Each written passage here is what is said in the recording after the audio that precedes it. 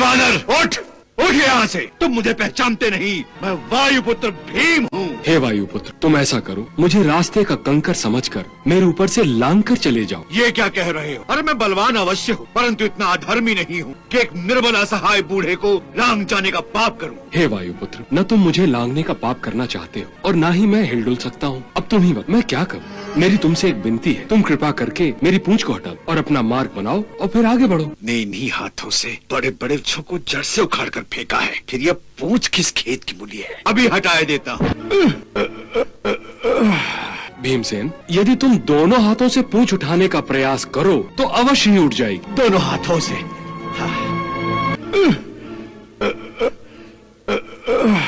अरे भीमसेन, तुमने इतनी जल्दी हार मान ली, वो भी एक तुच्छ सी पूंछ से? तुम तो युवक होकर भी निर्बल की तरह थक गए। ये तुम्हें शोभा नहीं देता।